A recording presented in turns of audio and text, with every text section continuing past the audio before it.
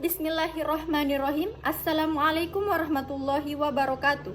Perkenalkan, nama saya Nur Sakinah dari Prodi Pendidikan Bahasa Indonesia semester 1 dengan nomor induk mahasiswa 091 058 022 3007. Di video kali ini saya akan membahas materi teori belajar konstruktivisme. Baik, langsung saja kita akan membahas konsep dasar konstruktivisme. Sebelumnya saya akan membahas atau menjelaskan belajar lebih diarahkan pada experiential learning, yaitu adaptasi berdasarkan pengalaman nyata yang kemudian dikembangkan menjadi konsep baru. Jadi, konstruktivisme merupakan sebuah pandangan yang berlandaskan pada pandangan bahwa dengan merefleksikan pengalaman, kita membangun pengetahuan akan dunia di mana kita berada. Teori konstruktivisme memahami belajar sebagai proses pembentukan konstruksi pengetahuan oleh si belajar itu sendiri. Pengetahuan ada di dalam diri seseorang yang sedang mengetahui. Menurut Rahayu Endang 2009 pada halaman 253, paham konstruktivisme, pengetahuan merupakan konstruksi atau bentukan dari orang yang mengenal sesuatu atau skema mata. Pengetahuan tidak dapat ditransfer dari guru kepada orang lain, karena setiap orang mempunyai skemata sendiri tentang apa yang diketahuinya. Selanjutnya, adapun ciri-ciri belajar berbasis konstruktivisme, yaitu yang pertama adalah orientasi, yaitu peserta didik diberi kesempatan untuk mengembangkan motivasi dalam mempelajari suatu topik dengan memberikan kesempatan melakukan observasi. Yang kedua, elisitasi, yaitu peserta didik mengungkapkan idenya dengan jalan berdiskusi, menulis, membuat poster, dan lain sebagainya. Yang ketiga itu restrukturisasi, ide yaitu klarifikasi ide dengan ide orang lain, membangun ide baru, mengevaluasi ide baru. Yang keempat, membangun ide baru dalam berbagai situasi. Maksudnya yaitu ide atau pengetahuan yang telah terbentuk perlu diaplikasikan pada bermacam-macam situasi. Yang terakhir adalah review, yaitu dalam mengaplikasikan pengetahuan, gagasan yang ada perlu direvisi dengan menambahkan atau mengubah. Selanjutnya, kita akan membahas tokoh dan kajian teori belajar konstruktivisme. Yang saya akan bahas salah satunya yaitu Piaget. Piaget merupakan salah satu tokoh konstruktivisme yang mengembangkan teori konstruksi kognitif. Konstruksi kognitif menekankan pada aktivitas belajar yang ditentukan oleh pembelajar dan berorientasi menemukan sendiri. Konsep dasar teori Piaget berasal dari gagasan bahwa perkembangan anak berguna untuk membangun struktur kognitifnya, dan Piaget mengungkapkan istilah tersebut dengan skema. Skema yang dimaksud memang sudah banyak digunakan oleh ahli bahasa, psikolog untuk menjelaskan interaksi antara beberapa faktor yang berpengaruh dalam pemahaman. Selain skema, ada beberapa konsep lain yang dikembangkan oleh Piaget, yaitu salah satunya asimilasi, akomodasi, organisasi, dan keseimbangan. Skema yaitu kumpulan konsep yang digunakan ketika berinteraksi dengan lingkungan. Peserta didik dari kecil sudah memiliki struktur kognitif yang kemudian dinamakan skema atau skema. Skema terbentuk karena adanya pengalaman. Misalnya, anak yang suka menulis dengan pensil atau ballpoint yang memiliki bentuk sama dengan dan kegunaan yang sama. Karena faktor kebiasaan sehingga anak menjadi dapat menemukan perbedaan di antara keduanya, yaitu ballpoint dan pensil memiliki bahan yang berbeda dan fungsi yang berbeda pula. Semakin dewasa peserta didik, maka semakin sempurnalah skema yang dimilikinya. Proses penyempurnaan skema dilakukan melalui proses asimilasi dan akomodasi. Di sini saya akan menjelaskan secara ringkas tentang apa itu asimilasi dan akomodasi.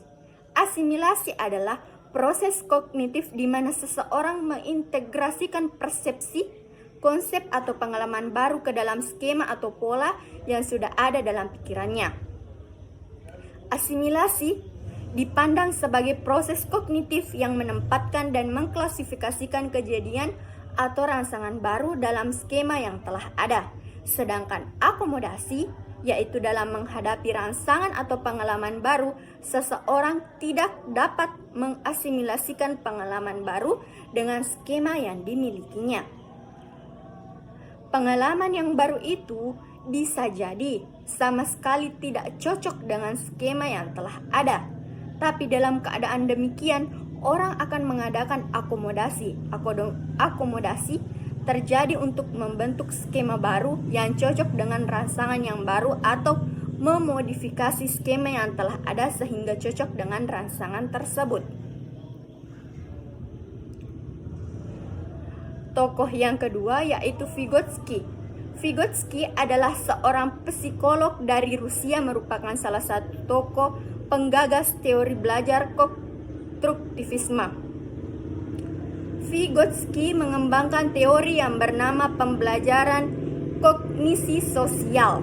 Pembelajaran kognisi sosial meyakini bahwa kebudayaan merupakan penentu utama bagi pengembangan individu.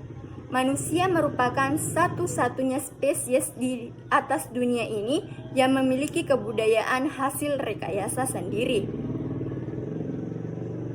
Dan setiap anak manusia berkembang dalam konteks kebudayaannya sendiri.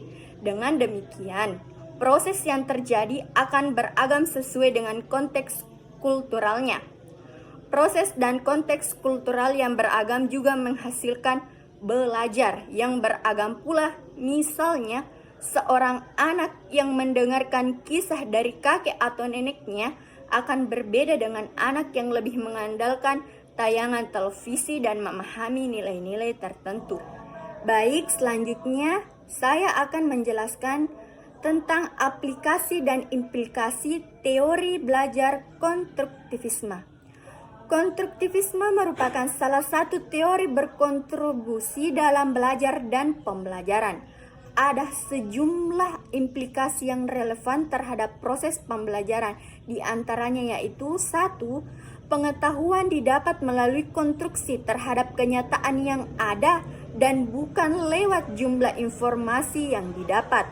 Yang kedua, pengetahuan dibentuk dalam diri individu atas dasar struktur kognitif yang dimilikinya. Yang ketiga, dalam pembelajaran seorang guru harus menciptakan pengalaman khas dan alami secara sosial kultural bagi peserta didiknya.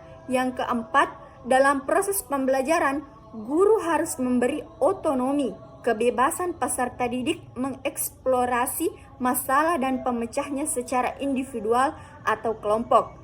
Yang kelima, dalam proses pembelajaran, guru harus mendorong terjadinya kegiatan kognitif seperti mengklasifikasi, menganalisis, menginterpretasikan, memprediksi, dan menyimpulkan, serta yang lain-lainnya.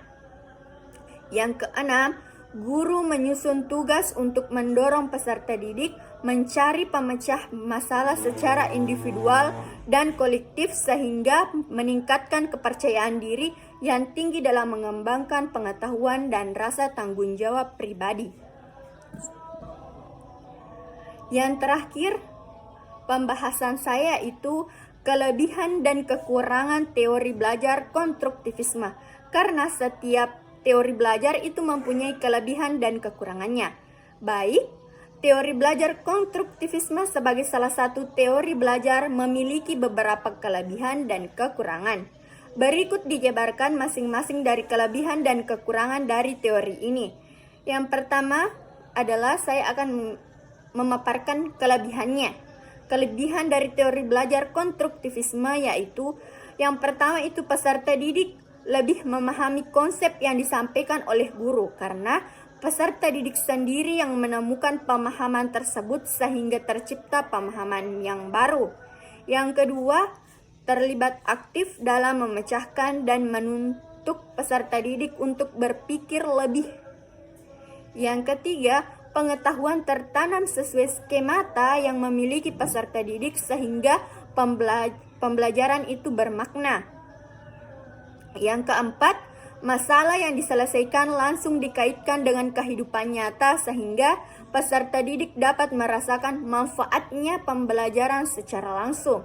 Yang kelima, peserta didik lebih mandiri, dewasa dan dapat memberi aspirasi dan menerima pendapat orang lain. Yang keenam, yaitu pengkondisian peserta didik dalam belajar kelompok saling berinteraksi antar sama lain terhadap pembelajaran dan hasilnya sehingga pencapaian kesempatan belajar pelajar dapat diharapkan. Adapun kelemahan atau kekurangan di dalam teori ini yaitu kekurangan teori belajar konstruktivisme yaitu menganggap belajar semata-mata sebagai proses penyimpanan dan telah mengabaikan bahwa belajar juga menyangkut perubahan tingkah laku.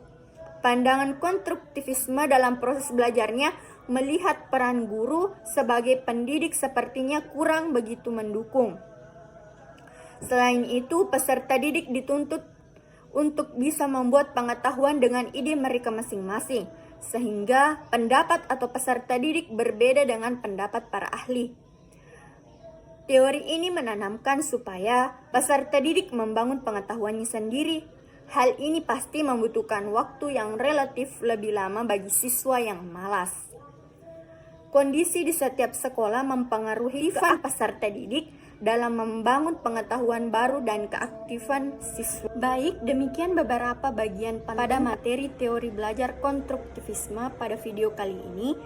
Semoga apa yang saya sampaikan dapat bermanfaat. Saya Nur Sakina dari Prodi Pendidikan Bahasa Indonesia Universitas Muhammadiyah Sidenreng Darapang.